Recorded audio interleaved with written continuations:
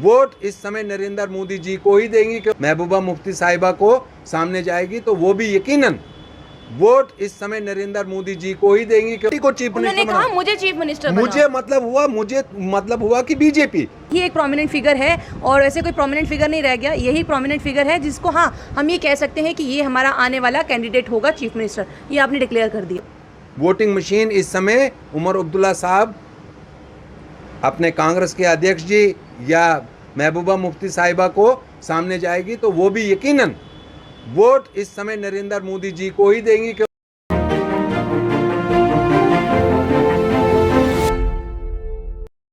नमस्कार, आप सभी का स्वागत है द अनकट रति में। मैं हूं रतीश शर्मा। इस समय जम्मू कश्मीर की हालत सही है या नहीं है, आज ये जानने की कोशिश करते हैं। देखिए, कई तो लीडर्स ऐसे होते हैं जो भागते भागते चलते जाते हैं कि भैया हमें तो बात नहीं करनी, अब नहीं करनी तो और भी तो भाजपा के लीडर्स हैं। तो आज हमने एक और भाजपा के लीडर को पकड़ लिया है। इश्तियाक वानी जी समय मेरे साथ मौजूद हैं। सर, पहले तो आपका बहुत बहुत स्वागत है। जम्मू कश्मीर के हालात इस समय क्या है, मैं पहले आपसे वही जानने की कोशिश करूँगी। पहले तो आपका स्वागत है जी। और आपके चैनल का भी बहुत बहुत धन्यवाद आपका। आपने सवाल रोक दिया और पहले आपने सवाल किया कि कुछ लोग बीजेपी के भागते हैं। बीजेपी का कोई भागता नहीं है। पता नहीं आप कहां से आ रहे थे। फिर आपने कहा कि जम्मू कश्मीर की हालात खूबसूरत सुंदर, आपको कैसा लग रहा है? जम्मू कश्मीर तो वैसे है ही बहुत खूबसूरत, पर वहाँ के जो लोग इस समय परेशानियाँ झेल रहे हैं, असल में बात तो उनकी होनी चाहिए ना। किस किस्म की परेशानियां? आप खोलकर बात कीजिए ना। आप अंदाज में बोल रहे हैं। FAA की अगर बात करें जाए, जो बच्चे यहाँ पर बैठे हैं, प्रोटेस्ट कर रहे हैं, 40 दिन उनको लगातार हो चुके हैं प्रोटेस्ट करते हुए। इसके अलावा जितने भी स्कीम्स यहाँ पर आ रही हैं वो स्कीम्स लोगों तक नहीं पहुँच रही हैं। महाराजा हरि सिंह जी की छुट्टी नहीं दी जा रही है। लोग तो हर जगह पर परेशान हैं। अनएम्प्लॉयमेंट का स्तर लगातार बढ़ता जा रहा है। कहाँ पर जम्मू कश्मीर के बारे में सोचा जा रहा है? जम्मू कश्मीर के बारे में देश के प्रधानमंत्री माननीय नरेंद्र मोदी जी और हमारे गृह मंत्री जी या हमारे माननीय रक्षा मंत्री जी जिस तरीके से जम्मू कश्मीर के हालात पर नज़र बनाए हुए हैं, मैं आपको विश्वास से बोलता हूं कि यहाँ के लिए एक अच्छा जो तरीक़ाकार है वो इस्तेमाल में लाया जा रहा है। तो हमारी सबसे पहली कोशिश है कि जम्मू कश्मीर में जो जानों का बिला वजह यहाँ लोगों के बच्चे अपने जाने गंवाते थे, पहले हमारी कोशिश रही कि हम पहले उस पर अंकुश लगाएंगे। ये जो आपने कहा बच्चे रोडों पर बैठे हैं, बेरोज़गार हैं, देखो ये पहले से ही आया हुआ एक सिलसिला है और हमारी कोशिश है कि इस सिलसिले को कब ख़त्म करें। अब हम कहेंगे कि हमारे पास कोई जादू की छड़ी है, नरेंद्र मोदी जी ने मेरे हाथ में दे दी, मैंने उसको घुमाया और बेरोज़गारी ख़त्म। अलबत्ता हमारी तड़पन है कि इन बच्चों को हम रोड पर बेरोज़गार नहीं रहने देंगे। ये सारा कांग्रेस का और नेशनल कॉन्फ्रेंस का जो ये क्यों नहीं आप बोल रहे हैं कि जो माजी में यहाँ लंबे टाइम तक इक़्तिदार में रहे हैं, ये उनकी देन है और हमारी देन है कि इन बच्चों को हम इनकी बेरोज़गारी से दूर करेंगे। उनकी देन कब तक इस बात का यही राग अलापा जाएगा कि उनकी देन है? अब तो काफ़ी देर हो गई ना आप लोगों को भी यहाँ पर, अभी तक आपकी तरफ से उस तरह का प्रयास नहीं किया गया। स्पेशली अगर मैं बात करूँ डेली वेजेस को लेकर, अभी हमें टाइम नहीं हुआ। यहाँ ला रही है जम्मू कश्मीर की समझदार अवाम भारतीय जनता पार्टी को जम्मू कश्मीर के इक़्तिदार में ला रही है। तो हम कहाँ यहाँ इक़्तिदार में थे? इक़्तिदार में होते तो ये जो आप सवाल कर रहे थे, ये सवाल थोड़ी आप मुझसे पूछते। तो बात तो ऐसी हो रही है कि भैया पहले चीफ मिनिस्टर मेरे को बना दो, आपका काम मैं यूं कराऊंगा। आप तो सीधा चीफ मिनिस्टर पे पहुंच गए। अब तो ये तो बात है ही नहीं है कि हमें सरकार में लाओ। अब सरकार में बात नहीं है, अब बात ये है कि मेरे को चीफ मिनिस्टर बनाओ। एक शख्स लगातार ये कह रहा है, रविंदर रैना जी आपकी पार्टी के अध्यक्ष हैं, इस लगातार ये कह रहे हैं कि भैया मुझे चीफ मिनिस्टर बनाओ, उसके बाद में बात करेंगे। रविंदर रैना जी अगर बोल रहे हैं मुझे मीन्स है कि भारतीय जनता पार्टी को चीफ मिनिस्टर उन्होंने कहा मुझे चीफ मिनिस्टर मुझे मतलब हुआ कि बीजेपी। रविंदर रैना मतलब भारतीय जनता पार्टी। तो उन्होंने थोड़ी बोला कि उन्होंने बोला मुझे बनाओ। अगर उन्होंने अपने नाम पे ये कहा है, इंटरव्यूज में ये कहा है कि मुझे चीफ मिनिस्टर बना दो, आपका काम हो जाएगा। मैं बोलता हूँ रति जी, उनके कहने का मतलब यकीनन ये रहा होगा कि भारतीय जनता पार्टी मतलब है जम्मू कश्मीर के अगर यूनियन टेरिटरी के अध्यक्ष माननीय रविंदर रैना जी बोल रहे हैं तो आप ये बात इसलिए पकड़ गए हैं कि उन्होंने अपने लिए बोला कि मुझे चीफ मिनिस्टर बनाओ। मुझे मतलब है कि भारतीय जनता पार्टी का यहाँ चीफ मिनिस्टर होगा। तो रविंदर रैना जी तो भारतीय जनता पार्टी के अगर यहाँ के अध्यक्ष हैं तो उन्होंने बोला मुझे मतलब कि भारतीय जनता पार्टी को चीफ इसका मिनिस्टर मतलब ये नहीं है कि भारतीय जनता पार्टी ने एग्जैक्ट अपना एक फिगर चुन लिया है, हाँ यही एक प्रोमिनेंट फिगर है और ऐसे कोई प्रोमिनेंट फिगर नहीं रह गया, यही प्रोमिनेंट फिगर है जिसको हाँ हम ये कह सकते हैं कि ये हमारा आने वाला कैंडिडेट होगा चीफ मिनिस्टर, ये आपने डिक्लेयर कर दिया है। देखिए मैं आपको बताऊंगा रति जी, हमारी विधानसभा से भी जब कभी विधायक के लिए हमारे जो सूची बनती है ना, तो वहाँ कम से कम योग्य 20 लोग होते हैं। भारतीय जनता पार्टी में विधानसभा की सीट से लड़ने के लिए कम से कम 20 कार्यकर्ता ऐसे होते हैं जो एक ही रेस में होते हैं। तो भारतीय जनता पार्टी में जम्मू कश्मीर में माननीय रविंद्र रैना जी को आप क्यों उनका नाम लेकर मुझे इस बात पर बोल रहे हैं कि मैं नहीं बोल रही, क्योंकि उन्होंने अपने इंटरव्यूज में बोला है, उन्होंने उनके ही खुद के विचार हैं जो मैं आपसे पूछने की कोशिश कर रही हूं, क्या असल में ऐसा है?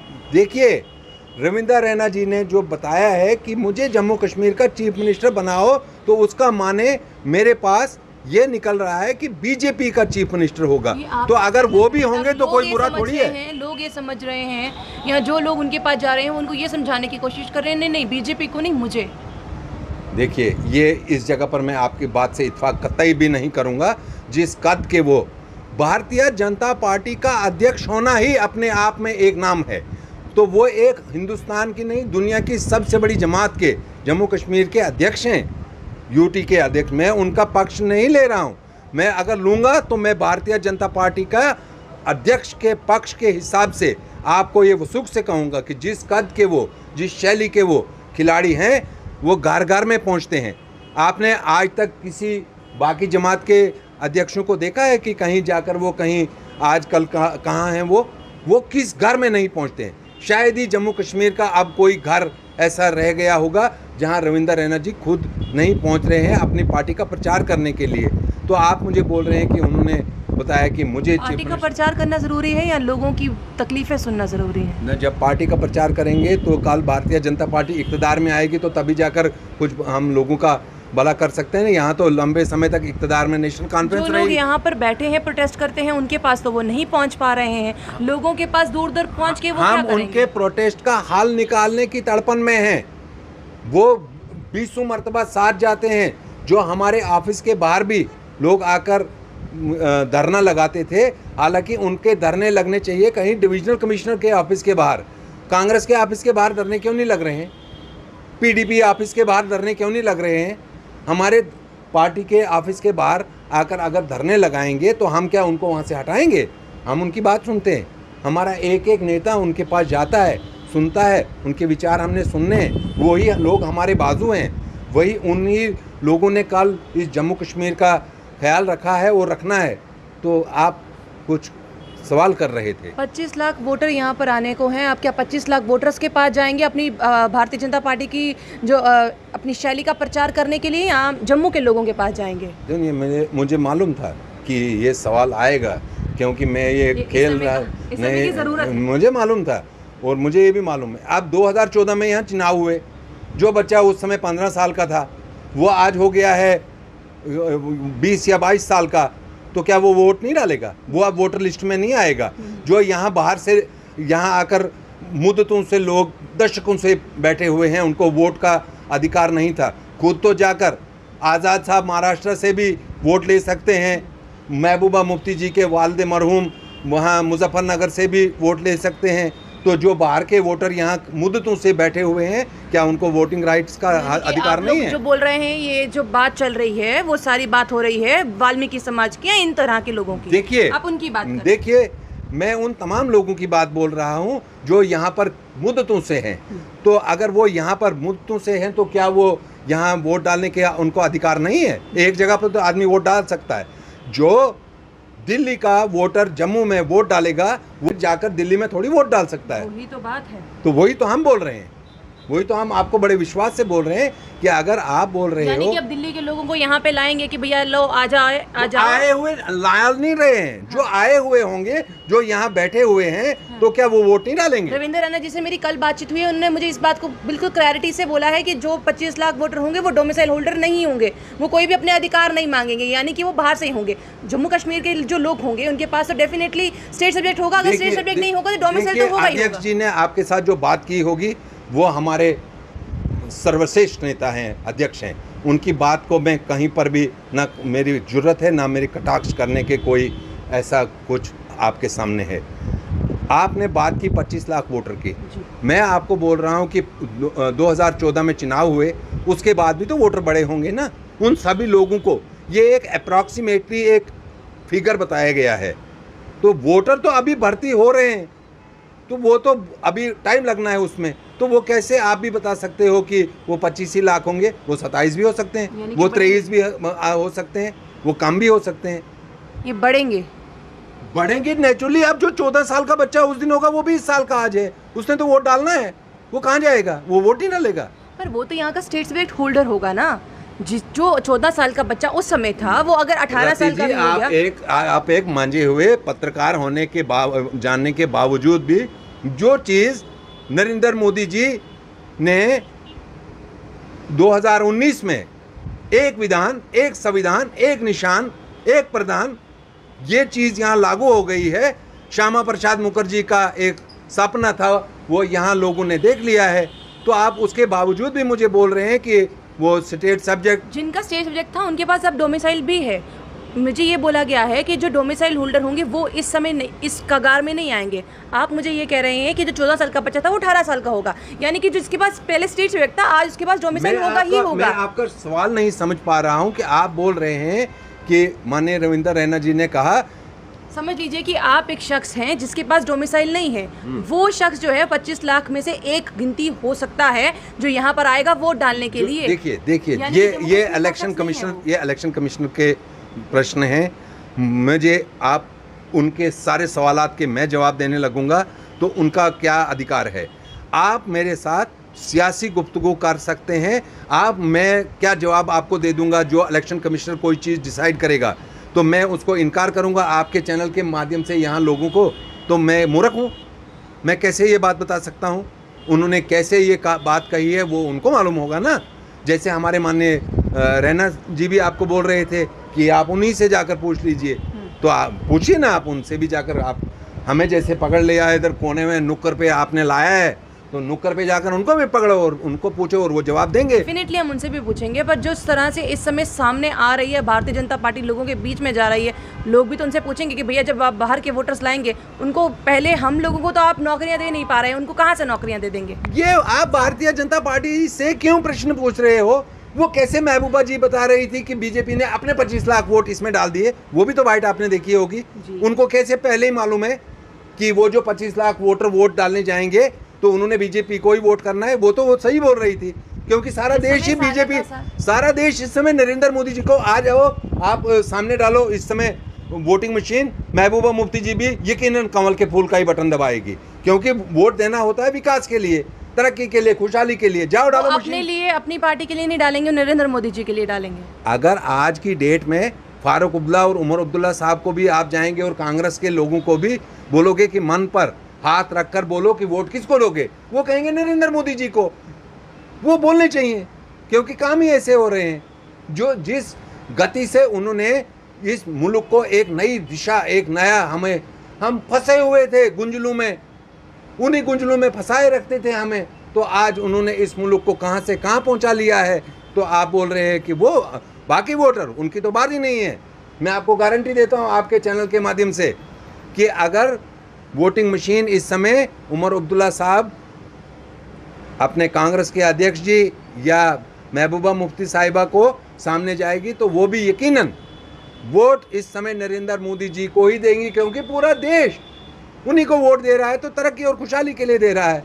तो क्या आपको ऐसा नहीं लग रहा है रति जी, आप कुछ घूर घूर के मुझे देख रहे हैं? ये देखिए मैं कौन होती हूँ, मेरे पास भी एक वोट है, वो मैं अपनी समय पे देखूंगी कि मैं किसको दूंगी। तो मैं थोड़ी पर अभी ये कैसे कहा जा सकता है कि कौन किसको तो वो वोट कैसे देगा? बोल रही थी कि वो 25 लाख सभी यही बोल रहे हैं, पूरा का पूरा फ्रंट सामने आ गया है। आप बात घुमा गई। मैं बोल रहा हूँ महबूबा जी की वो बाइट आप देख लीजिए, वो बोल रही थी कि 25 लाख बीजेपी के वोटर वोट डालेंगे, इसमें दर्ज किए जा रहे हैं। तो उसको कैसे मालूम था कि वो 25 लाख के वोटर? जरा मैं समझदार जनता से पूछना चाहता हूँ कि महबूबा जी किस तरह से उस बात का इत्तेफाक कर रही थी। इस समय तो हर जम्मू का कश्मीर का शख्स यही बोलता हुआ नजर आ रहा है, कश्मीर का शख्स यही बोलता हुआ नजर आ रहा है को ही चाह रहा है। अभी हर घर तिरंगा लगा, वो देखो कैसे वहाँ लहराया जा रहा है शान से, ये ध्वज जो लहराया जा रहा है वहाँ बलिदान स्तंभ पर। इसी तरह यहाँ हर घर लोग पसंद करेंगे जब चुनावी मौसम आएगा। ये 75 साल की हमने जश्न मनाया ना, ये 75 साल का जश्न मनाया, तो हर घर तिरंगा लगा। अब जब चुनाव का टाइम आएगा ना, खुद ही लोग कमल के फूल को अपने घर के छत पर लगाएंगे, कमल खिलेगा तो यहाँ बेरोजगारी दूर हो जाएगी। इनको देखा है हमने, इनका हाल हमने देखा है, इनका हाल जम्मू कश्मीर के एक एक नागरिक ने देखा है, आपने भी देखा है। और आप उनको, मैं नहीं बोल रहा आप उनको दिफा कर रहे हैं, आप हमें सवालात कर रहे हैं, हमें खुशी हो रही है, हम अपने जवाब आप तक पहुंचाएंगे और आपके माध्यम से लोगों तक हमारी आवाज़ पहुंचेगी। जो जहां हम गलत होंगे, मुझे अच्छा लगता है अगर मुझे कोई क्रिटिसाइज़ करता है ना, जो चीज़ मैं गलत करता हूं तो मुझे अच्छा लगता है, वही तो मेरा हमदर्द है। अगर कोई बात आकर मुझे कहेगा कि इस जगह तुम गलत हो, तो अगर मैं गलत हूँ तो मुझे अच्छा लगना चाहिए कि ये मेरा हमदर्द दोस्त है। तो इस समय आवाम का मूड बन गया है, मोदी है तो मुमकिन है, मोदी है तो मुमकिन है कि असल में मोदी है तो मुमकिन जम्मू कश्मीर में भी होगा, ये एक बहुत बड़ा सवालिया निशान है। इसके साथ साथ में बात यहाँ पर ये अब आकर रुक गई है। देखिए जो कंट्रोवर्सी लगातार चल रही है 25 लाख की, वो अभी भी एक कहीं ना कहीं परेशानी ही है लोगों के बीच में, क्योंकि अभी तक वो क्लैरिटी नहीं मिल पा रही है। एक और जहाँ पर वो ये कह रहे हैं कि भैया हमें चीफ मिनिस्टर बनाओ, यहाँ पे इन्होंने ये बात क्लियर की कि भैया वो हमें नहीं कह रहे हैं, यानी रविंद्र राणा जी खुद नहीं कह रहे हैं कि मुझे बना दो, पर वो ये कह रहे हैं कि भैया हमारी ही पार्टी का बनाओ। पर वो हर जगह पर यही कहते हुए नजर आ रहे हैं कि भैया मुझे ही चीफ मिनिस्टर बना दो। चलो अब वो उनकी खुद की सोच है कि वो खुद चीफ मिनिस्टर बनना चाहते हैं, किसी और को भी आगे कर सकते हैं, या कोई और किसी पॉलिटिकल पार्टी का शख्स चीफ मिनिस्टर बन जाइए, तो लोगों के ऊपर ही निर्भर करता है। पर सबसे बड़ा सवाल निशान अब ये भी है कि क्या असल में अब ये परेशानियां दूर होंगी 25 लाख वोटर की जो लगातार नजर आ रही है। और वही दूसरी और आज कहीं ना कहीं एक बहुत बड़ा बयान जो इन्होंने ज़रूर दिया है कि महबूबा मुफ्ती भी अगर कल को वोट करने के लिए आएगी तो नरेंद्र मोदी जी के लिए ही वोट करेगी, यानी कि भारतीय जनता पार्टी के लिए ही वोट करेगी। इवन उमर अब्दुल्ला या हो या कोई भी पॉलिटिकल लीडर क्यों ना हो, वो सभी सामने आएंगे, भारतीय जनता पार्टी को ही वोट देंगे। अब आप इसको किस तरीके से देखते हैं? क्या असल में भारतीय जनता पार्टी अपनी पकड़ इतनी मजबूत किए हुए है या क्या ऐसा हो रहा है? अपनी राय आप कमेंट बॉक्स में ज़रूर रखिएगा। बने रहिए द अनकट रत्ती के साथ।